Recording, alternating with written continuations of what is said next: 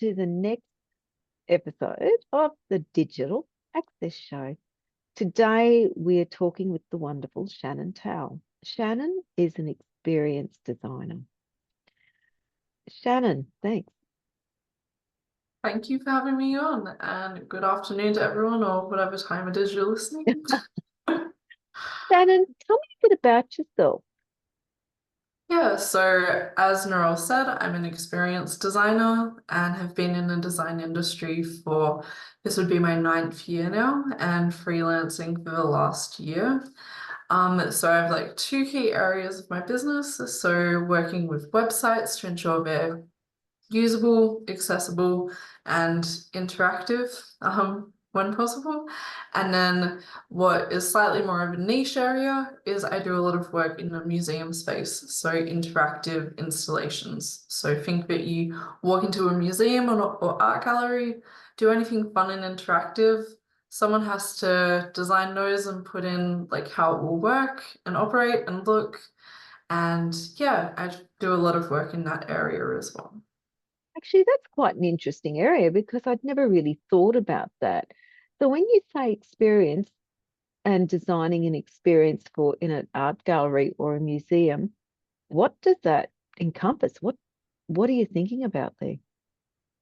So it really depends, because the work that I've been on varies so much, and not one of these installations is completely the same. But one really good case study of mine is called A Date Erases, and it's an installation in the Australian Sports Museum, which is here in Melbourne at the MCG. And it's about horse racing. So the brief was to do an experience about horse racing, but didn't mention gambling at all. Mm. And so through doing that, we thought it'd be fun for people to be able to color in a horse template. They'd be able to scan it into a booth, name it, and then it would race against other visitors' horses. Oh, And wow. so yeah, it's quite an engaging experience.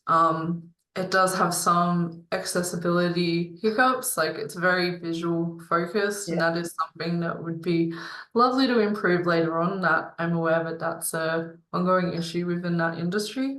Yeah. Um, but when it came to that experience, so one of the concerns was bottlenecking because their target market was school groups, and so they'd Yeah. come through a lot of people all at once, needing to get through quite quickly. And so I was thinking about all areas of that experience. So fruit of a color in template, it was originally A4, but reducing it to A5 meant it was a lot less time to color in, and then we'd be able to change some hardware decisions. And it was also more economical for the museum to print themselves. So we could have two to a sheet rather than one, and also less paper waste. Yeah. We worked on testing different markers, and so working out what would be fastest to color in, but still get the best result on like the screen when it was digitally like crossed over. So we tested with pencils, markers, crayons. We That must settled have on been crayon. fun. It was, we roped in one of the developers, young children to like do that as well, which was really great. Yeah. And crayons were the winner by far because, yeah, it had a really good color result and fast to color in, but also it cleaned off the tables quite well. Because, like, yeah, that was something needing to think about as well. And then getting more into like timing nitty gritty. So I also did animation direction on that project. And so, I don't know, with those big school groups, okay, so there's a balance of like making it worth waiting, but like not too long that people leave. Yeah. And so being like, okay, if we're taking into account the time we need for the hardware to do what it needs to do, like how much time are we giving them to name the horse? Through naming the horse, it was also like, it can be decision fatigue if they have to like just think of something from scratch. And Mm. there's also the hiccup of, they could write a swear word or a slur. Oh my gosh. Yeah. Yeah, so we ended up having like two large lists, and our fabulous like copywriter and like content strategist like Yeah. went through and made sure that there was no iffy combinations. And so there'd be two dials and like the list, and you could do different combinations. One of my favorite personal favorites was inexpensive pancake. Um, But yeah, and so yeah, what would be a good amount of time to give them and like make sure that people aren't getting bored. The final outcome were a race every 3 minutes, Mm. which is quite good. And then we did have some moderation that was inbuilt as well. So if people did, the funniest thing to a primary school person is to draw a penis. And so if that did happen, we didn't want people to think that the machinery was broken, but we also Yeah, didn't encourage that. And so the horse would scan in, but it would be completely white and all the color wouldn't show. And that yeah, was the same for a few other things. So yet yeah. again, same content strategist, write this whole list of swear words. Oh Um, my gosh. but even through testing, it there were still some things that slipped through the cracks. We were not expecting a primary school group to draw swastikas or like end Oh slurs. my God. And so we did have to make some refinements to moderation as well, because yeah, you can either have a moderated or an unmoderated experience. And so Yep, moderated means there's a staff member in the room at all times, whereas unmoderated there isn't. And so yep. this was unmoderated. And so there were like multiple levels of backup. So yeah, that first level of if they're doing the wrong thing, we can detect it and solve it from there. We also had a back-end moderation system, so if something slipped through and someone had saw it, they'd be able to remove it from a computer in the office, and yet again, that would strip the coloring, not remove the horse. But worst case scenario, it slips through and no one catches it. It's only ever on screen for at most 3 minutes. Yeah, So that was yeah. how we got around that. Must have been a lot of fun. It was. And Yeah, that's just one. Like I've been able to work on so many great, like wonderful projects. yeah, Last year I was working on a piece for the Melbourne Holocaust Museum.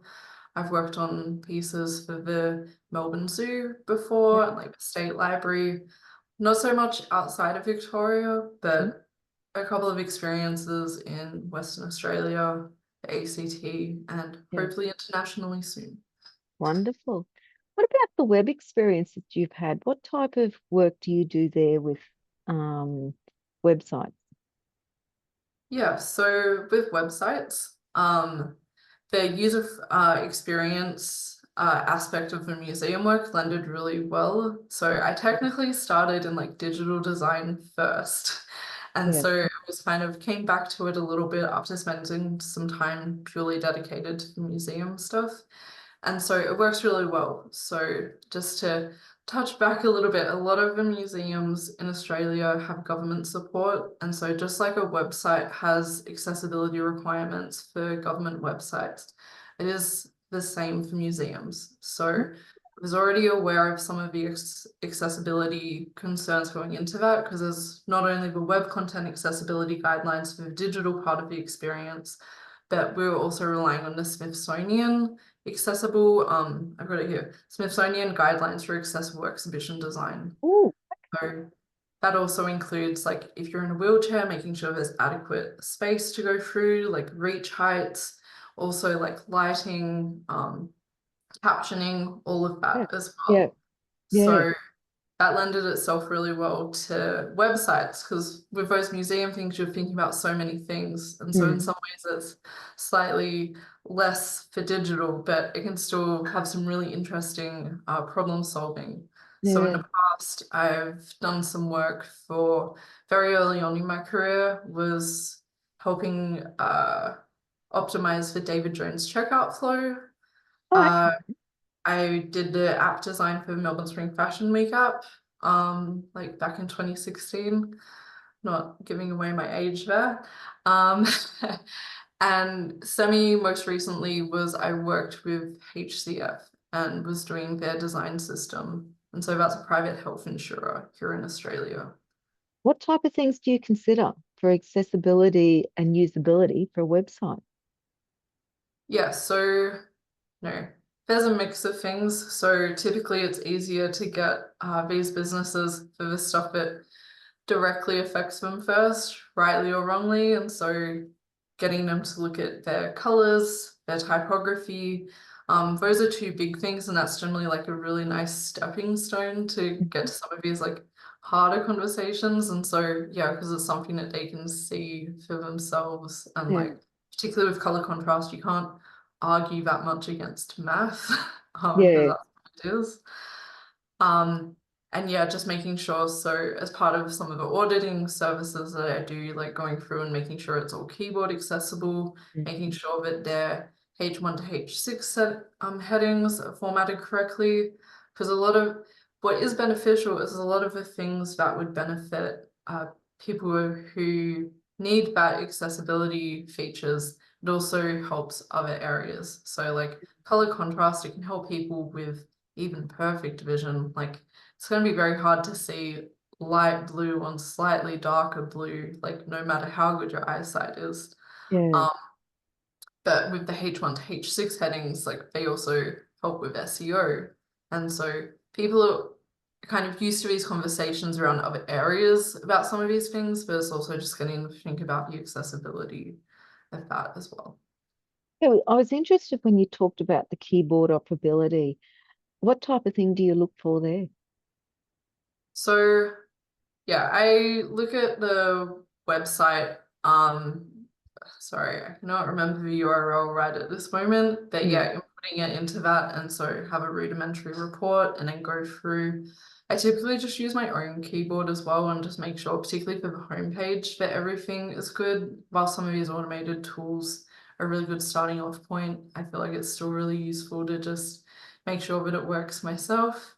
And hmm. yeah, just making sure that you go through all of the headings of the top and to at least the first uh like you know it's not a very good practice to have like sub menu items, but yeah, for first ones, making sure it gets to that at least, and then going down the page and yeah, making sure that links to anything makes sense, and so it's intuitive, like really getting my clients to avoid having read more or click here.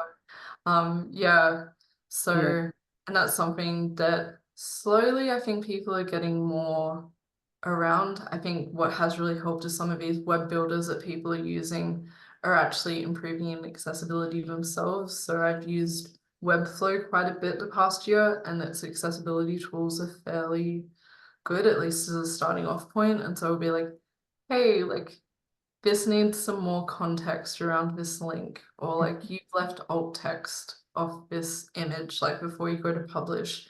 And so yeah, it does have like that fail safe, which is really yeah, good because yeah, it's very easy for like you and me, like because we know about it, to like make sure that it's included, but for people who aren't as aware and don't have malicious intentions, but mm, yeah, just like a backup. And yeah, just like you can't really get mad about software like telling yeah, you what to do. yeah. And that's it. I know myself that, like the click here drives me crazy because obviously I use a screen, well, not obviously, I use a screen reader. And for me, when I use the shortcut and all I hear is click here, click here, click here, there's no context to where the target is. And that can be quite, do I stay on that web page or do I go somewhere else and find another provider that will do the same work? Yeah. Yeah. Um, One thing that I have found that's really interesting this past year, and I've been seeing it more and more, particularly on Woolworths. I think it was the first website I saw it with links that do go to external sites, and so it opens in a new tab. Like a lot of the time, it will have like another arrow to it to Yeah. indicate that it's going elsewhere. Um, that's one area that I could improve on myself. I have used a screen reader. On and off, like Mm, to do some testing, but it is something that I know that I could get better in that area specifically. And so I'm yeah. not sure if that's something that you've come across yourself, but for me, it's been really like nice to see that and something I've been definitely implementing for my clients myself. Okay. Yeah. No, I haven't seen that, but I'll have to go and have a look. What about people that have neurodiverse um, disabilities? I'm not mad on the word disabilities, but disabilities. What? What are the differences that you think should be incorporated into a website for someone that's ADHD? What? Yeah, so I'm in kind of two minds about that because this is probably one of my biases because I do come from an animation background, and so Yeah. I do love adding animation where I can, but Mm, I'm aware that that isn't always the best when it comes to people who identify as neurodiverse, particularly ADHD, and so ensuring that there's backups to turn that stuff off. If it's over 3 seconds, making sure that there's the ability to turn that off very easily. yeah. I think a lot of it comes down to layout and hierarchy, and not just for people who are neurodiverse, but everyone. Like having it clearly laid out, the web page, and very clear in the language and the wording. You know, no one really likes to read paragraphs upon paragraphs of jargon, and I Mm, don't think yeah, I think that's a pretty universal experience. Like, you don't really want a website to make you feel like you're an idiot for not knowing something. And so, using clear language, knowing when to scale back text, like, I think that's something that I do struggle. Well, some of my clients struggle with, like, some of them are writers at heart and, like, they just love to put everything on the paper. And I feel like I'm that kind of wet blanket being like, oh, this is all great, but how about we reduce it by like 25, 30%? And so we'll, you know, just make it, you know, you want everything on your webpage to be effective in like okay. the communication. Yeah.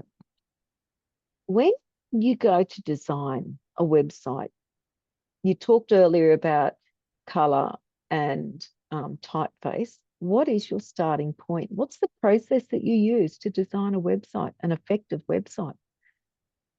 Yeah, so with my clients, I generally get them to fill out a form on my website. And so it goes into, because there's some things like accessibility and usability are important, but also making sure that it works effectively for my clients. So I get them to talk about what they feel is working well on their website, because a lot of the time it's for improvements rather than Yeah. like creating one from scratch.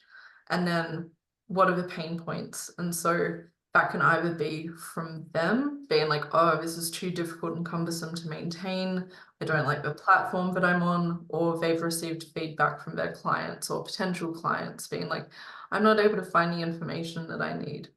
And so, yeah, that can kind of shape what platform to use. Like if they are tossing up on whether they do want to change platforms, that's another question. Like, are there any integrations that they're using and like want to continue using, or their CRMs, Yeah. having like Calendly is a very common integration these days. And so yeah, getting them to do all of that, what are their target audience? Because like that will also dictate the look and the feel of it. And also like there's sections. So that's all kind of more like about their business, like Yeah. technical, and then like getting into the visual and being like, okay, well, what are some websites you like? What are some websites that you don't like?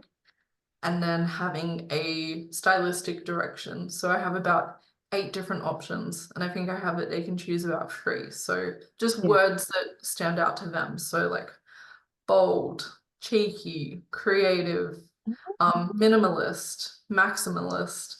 Um, don't remember all of them off the top of my head, but Yeah. yeah, you get a pretty good idea of like the look and feel of what they're going for once that form is filled in. Yeah. And I typically meet with them face to face and just go through some other questions. And so one of my like soon to be hopefully clients that I'm meeting with tomorrow. So he has a Calendly integration in his website, Mm, but it's password protected on his current website. And so I was just like, hey, well, is this intentional?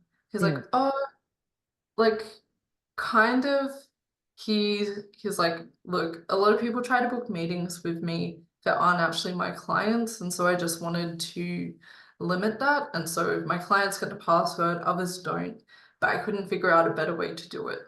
And Mm, so I was like, okay, well, like now that I know that, then we can definitely figure out a better way to do that. yeah. Um, and also his logo was nowhere on his existing website, and so personal branding is like quite minimal. Yeah. And so that's definitely like things I'm going to be asking him. I have a list of about 15 other questions on top of that like form, because now that I've had a bit more context through that form and like having a bit more in-depth look and being like, yeah, I can really get to know what exactly the problems are and what you're expecting. And so when I put together a proposal which has like mood boards, like creative direction, like software recommendations, then they get to feel that they're really heard and like can really trust what I'm telling them, because I know a lot about their like what the problems are, and if they have a particular way that they want to solve them, or I can recommend something. Do you take SEO and the SEO requirements into account when you design a website? I do. I it is one of my I do like to work with people who are a lot more knowledgeable about SEO than I am. Hmm. And so yeah, a lot of the time we'll work with a copywriter. I have a few copywriters that I work with closely, and they know a lot more about SEO than I do. And so while I do take every precaution and yeah, really try and make it as best as I can, I'm not afraid to admit when something is a bit more out of my comfort zone, and so get people who are smarter than me in that particular area to help me up. And so that's what will be happening with this particular potential client tomorrow. What's the best part you think that you like about your job, your work? I really like the variety, and I have a really big passion just to create the best user experience that I can, whether that's through a website or an interactive, immersive experience in a museum. Yeah, And so, and every job is so unique.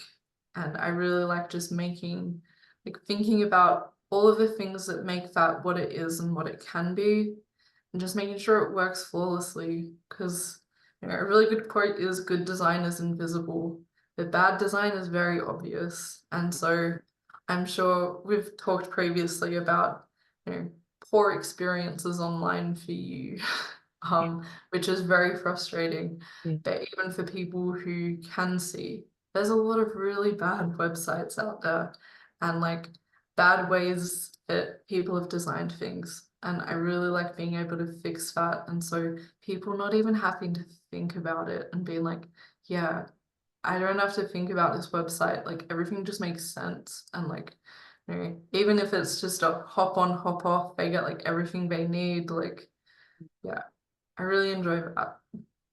fantastic. Shannon, what's one piece of advice that you would give to any person that's looking at updating or doing a new website? Yeah, I would think about like the role that they want their website to play in their business. And so thinking back about, okay, how is my website helping me currently, or how is it not helping me? And so the like I did one a couple of months ago for a lecturer, and so she works in sustainability fashion. And for her, she didn't have an online presence. And so she's done a lot of research, and she just wanted something like a spot that she could just direct people like when writing for grant applications, like awards. And so that was what she needed. Whereas I've done work I did an audit early last year about a fashion retailer, like secondhand one. And so their point of difference was they did verifications. So they're working with very high-end items. And so think 300 3 grand plus. Yeah. And so they offered a verification service. And so before I came in, they were like, oh, once someone buys this item, then so if I was to sell you in this instance like a Prada bag, so Hmm. you'd be like, yeah, Shannon, gonna buy this. And so I'd be like, okay, well, in this original circumstance, and I would send it to that company, they would do the Yep. verification process and then send it to you. So something that could already take a couple of weeks to send through has just added another like 2 to 3 weeks for this verification. Yeah. Now that's great for you because you know that you're getting a legitimate product. Hmm. But a better way of doing things is like to get that verification done ahead of time. And so Yeah. if I have like 5 bags that I know are over this threshold and will require verification, then I can send them to this company ahead of time, get them back, and so you would be like confident in that you're receiving what you say you will. Yeah. None of that, like in a perfect world, that's what it would happen. There's still like risks around that. Yeah. But yeah, everything is so different. And I really like the variety that I'm able to do with my work.